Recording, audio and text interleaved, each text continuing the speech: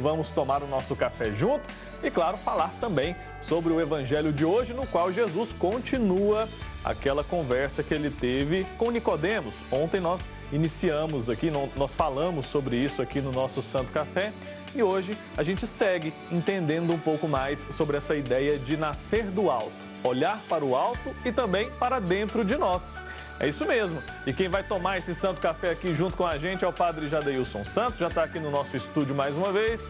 Seja bem-vindo. Bom dia, Wilker. Bom dia a todos que nos acompanham nessa manhã de terça-feira. Pode ficar à vontade para a gente abrir a nossa conversa por aqui. Você de casa, como sempre, vá lá, pega o seu café para começar o dia bem servido aqui junto com a gente na TV Pai Eterno. Serviu o Padre Jadeilson, serviu o meu café também.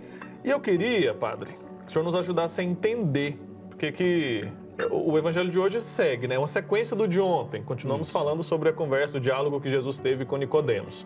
Já entendemos que é um homem de lei, um homem que entendia sobre a lei, teve um gesto de, ao meu ver, humildade e coragem, né? De conversar com Jesus para entender um pouco mais sobre esse mestre.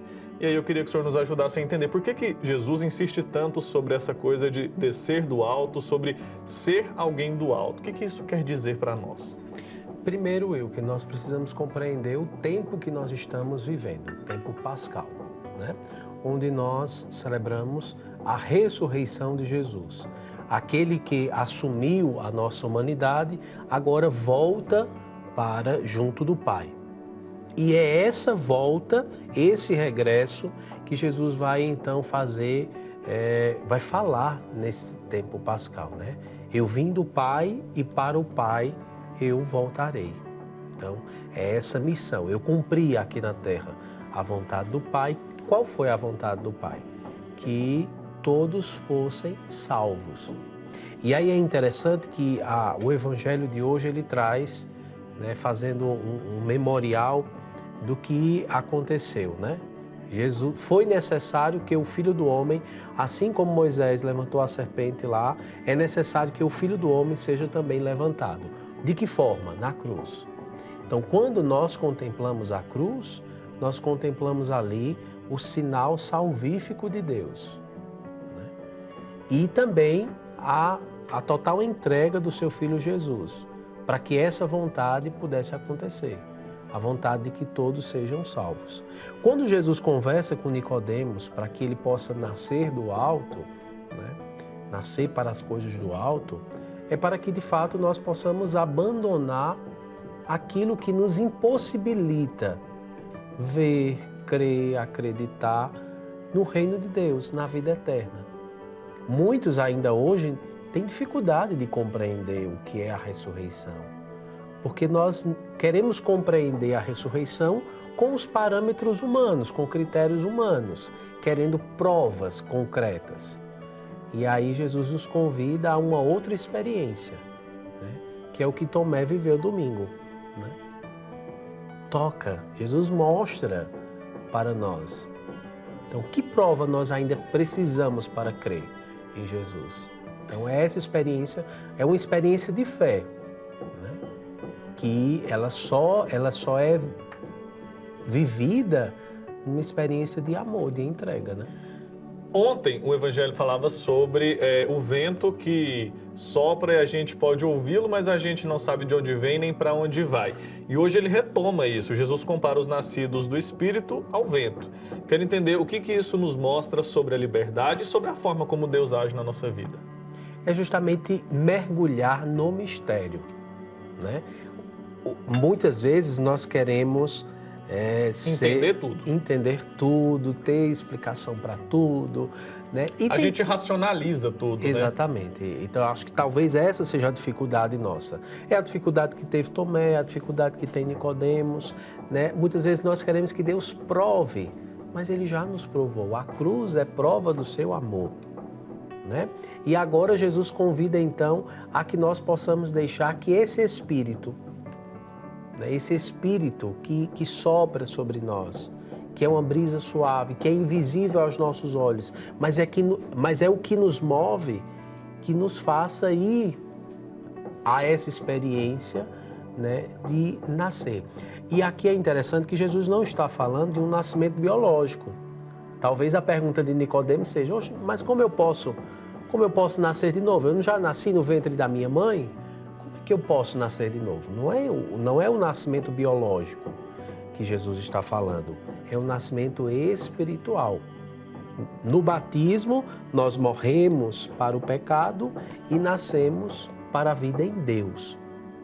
Mas quantas vezes não é necessário também nós fazermos esta renovação batismal? O tempo da Páscoa é um tempo onde nós somos renovados no batismo. Tanto é que lá na vigília de Páscoa nós fazemos a renovação das promessas batismais, que é justamente esse tempo. Eu deixo aquilo que é pecado, aquilo que me afasta de Deus, e agora eu vou viver a Páscoa, o tempo novo. Eu vou agora buscar aquilo que é do alto, aquilo que é de Deus. E como é que eu posso promover esse renascimento na minha vida hoje? E aí, esse renascimento se dá por meio do que nós ouvimos na primeira leitura de hoje, né? Às vezes nós desconectamos a nossa fé da nossa vivência cotidiana, das nossas práticas, das nossas ações. E aí a primeira leitura de hoje nos falava justamente sobre aquilo que caracteriza o cristão: a comunhão, a fraternidade, a partilha. Então, todas essas virtudes, todas essas atitudes, elas vão provar, na verdade, se nós nascemos para o alto ou se nós ainda estamos apegados àquilo que não nos faz compreender a ressurreição ou racionalizando a nossa fé. Muito bem, Nicodemos era um mestre. Mesmo assim, ele não conseguia entender muito bem a mensagem de Jesus. Por que é tão difícil para a gente, na nossa lógica humana, nessa nossa racionalização, a gente compreender as coisas de Deus? Por que é tão complicado? Parece que a ordem é muito invertida, né? Ou a gente, no caso, inverte aquilo que na lógica de Deus é diferente. Eu acredito, Wilke, que há coisas que o conhecimento já é nato a nós. E tem uma sabedoria que nós precisamos ir buscar e aprofundar. Talvez eu faça uma leitura de que muitas vezes nós ficamos na superficialidade das coisas, do conhecimento, até aquilo que nós no jornalismo falamos. As pessoas lêem a manchete, mas não lêem o conteúdo da manchete, né? Ah, Jesus ressuscitou. Sim, mas e aí? O que é que está por trás dessa ressurreição? Qual foi o motivo, né? Qual foi o caminho que fez com que Jesus ressuscitasse? Aí, quando nós aprofundamos, aí nós vamos ter clareza, convicção, né? Para crer. A nossa fé não vai ser uma fé de manchetes, mas vai ser uma fé, não. Jesus ressuscitou por isso, por isso, por isso. Então, eu acho que é o aprofundamento. E aí é o que Jesus está dizendo, né? Você é mestre e não sabe? Às vezes nós nos intitulamos, né? Temos uma sabedoria, mas uma sabedoria muitas vezes de fachada, aparente. E às vezes fragmentada também. O senhor falou aí sobre a primeira leitura, que nos convida a viver aquilo que tem a ver com a nossa fé. E Jesus fala lá sobre as coisas da terra e as coisas do céu. Como é que a gente faz, então, para equilibrar, para lidar com essas duas dimensões da nossa vida? Permitindo que o Espírito Santo de Deus nos ilumine, né? Qual é o meu desejo? Meu desejo talvez não esteja em consonância com as coisas do céu. Um exemplo simples, né? Uma experiência de perdão. O meu desejo humano é de vingança para com alguém que me fez o mal. Mas eu preciso me perguntar, eu como cristão, que quero viver as coisas do céu, como eu vou então viver essa experiência? Qual vai ser a minha escolha diante dessa situação? Permitir que o Espírito Santo me faça, né, viver essa reconciliação. Se eu for ficar preso às coisas da terra, o desejo é de vingança, ficar ali com o rancor guardado no coração, e isso nos impossibilitará de viver essa experiência pascal de que Jesus fala. do Evangelho. E qual que é o papel da oração para que a gente consiga atingir esse nível? Porque o nosso instinto é de vingar, o nosso instinto é de ser egoístas também. De que modo que a gente pode se aproximar de Deus através da oração para que a gente consiga fazer aquilo que na verdade é vontade do Pai? Eu acredito que de uma forma bem simples, para quem está em casa compreender, a oração é aquilo que vai amolecer o nosso coração, que fica endurecido justamente por esse distanciamento, por esse esfriamento espiritual. Então a oração ela vai aquecer o nosso coração, vai amolecer para que nós tenhamos atitudes semelhantes à de Jesus, que em vários momentos da sua vida nos mostrou isso, um coração manso e humilde, assim como também deve ser o nosso. E a vida eterna? Já falamos sobre isso aqui várias vezes, né? Sobre a vida eterna começar aqui na Terra. Como que a gente pode experimentar a vida eterna hoje?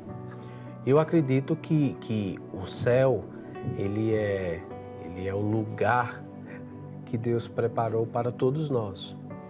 Mas como nós compreendemos a vida eterna?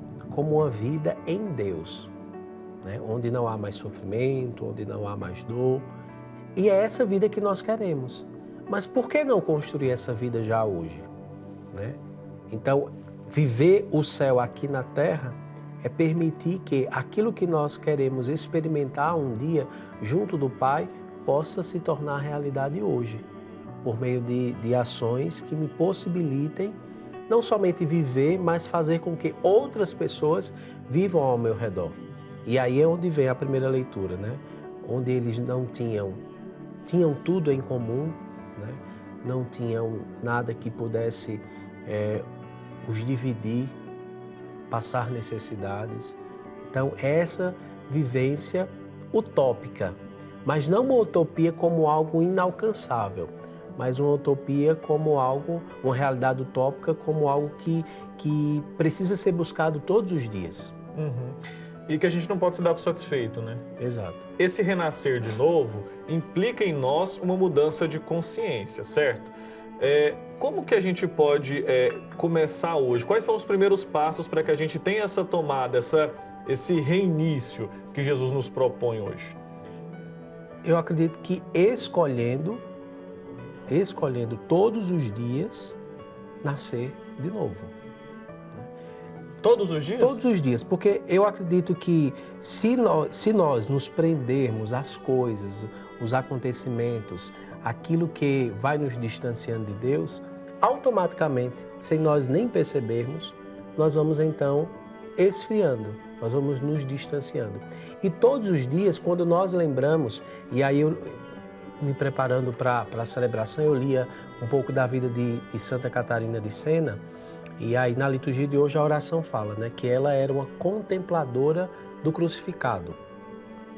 Então, por que a necessidade de contemplar a cruz? Para nos lembrar do motivo. Todos os dias eu preciso fazer memória deste motivo que me dá a vida. Porque senão eu vou distanciando do caminho. Porque senão eu vou achando que é tudo mérito meu e não mérito de Deus. A gente vai se esquecendo, digamos assim. Exatamente. Então eu acho que o exemplo de Santa Catarina de nos convocar a essa contemplação do crucificado é para nos lembrar, foi por amor, foi por nós que ele morreu na cruz, mas a cruz não foi o fim.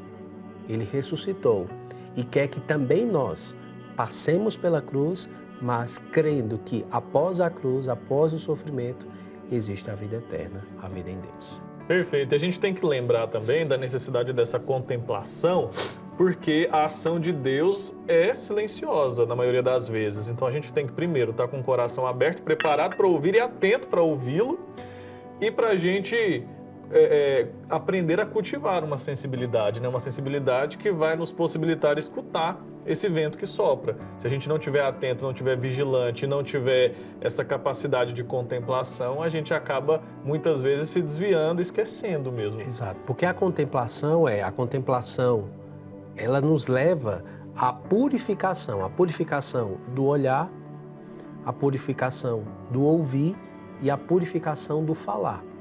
Então veja a importância né, da contemplação. Ela purifica o nosso modo de ver, de ouvir e de falar. E quando nós fazemos essa experiência, aí você vai perceber que de fato a sua vida ela vai tomando uma outra direção, um outro rumo. Muito bem. Jesus fala do céu como alguém que veio de lá. E aí eu queria entender melhor. Nós todos não viemos de lá, nós não viemos do Pai. Como que a gente pode interpretar essa fala de Jesus? Quando Jesus, em outro momento, ele diz assim, ó, ninguém viu o Pai, certo? Só eu que vim do coração do Pai, né? Eu vim do Pai e para o Pai voltarei. E essa experiência ele nos convida também a viver. Nós precisamos ver, contemplar em Jesus. Jesus nos revela a face do Pai. Então, nós vamos, então, por meio de Jesus, fazer essa experiência face a face um dia com Deus. Então, olhar para Jesus é olhar para o próprio Deus. Exatamente. Porque Jesus é o caminho, ele é a porta aberta que nos conduz ao Pai.